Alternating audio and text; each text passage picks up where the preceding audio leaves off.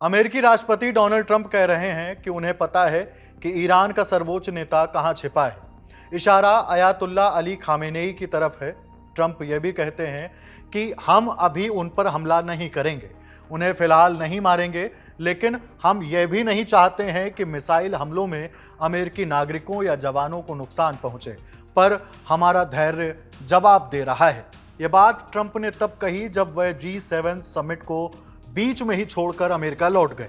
Trump ने एक के बाद एक ये 3 पोस्ट महज आधे घंटे के भीतर किए हैं।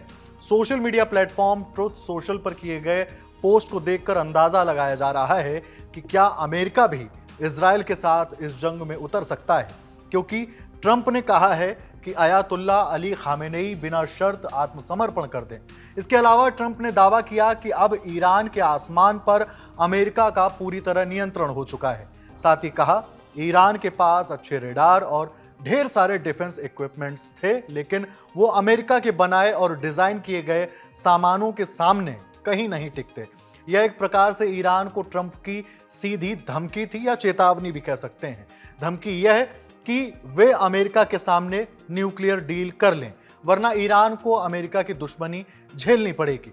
इससे पहले ट्रंप ने G7 समिट से लौटते वक्त धमकी भरे अंदाज में कहा था कि ईरान को पूरी तरह से न्यूक्लियर हथियार बनाने की मंशा को खत्म करना होगा। ट्रंप यह भी बोले कि वह इस मुद्दे का असली अंत चाहते हैं, जिसके बाद अब उनका यह पोस्ट सामने आया है। आपको यह भी बता दें कि इजराइल ने 13 जून को 200 से ज्यादा फाइटर जेट्स के साथ ईरान के न्यूक्लियर और मिलिट्री ठिकानों पर हमला किया था।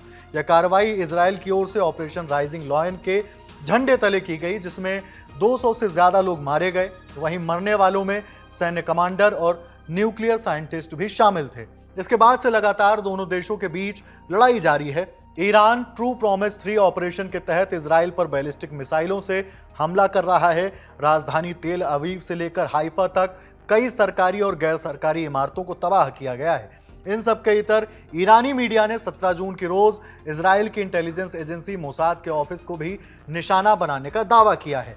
वहीं इजराइल ने ईरान के सभी परमाणु ठिकानों को नेस्तनाबूद करने की बात को दोहराया है। वो कह रहे हैं कि हम सभी परमाणु ठिकानों को नष्ट करके ही मानेंगे।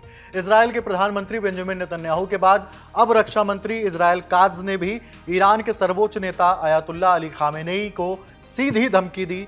उन्होंने चेतावनी के लहजे में कहा कि ईरान के सर्वोच्च नेता खामेनेई का हश्र भी इराक के पूर्व तानाशाह सद्दाम हुसैन की तरह हो सकता है। खामेनेई को ईरान के लोग ही फांसी पर लटका देंगे। यह तमाम जानकारी आपके लिए जुटाई है हमारे साथी शुभम ने। मैं हूं हिमांशु। देखते रहिए दी ललन टॉप। शुक्रिया।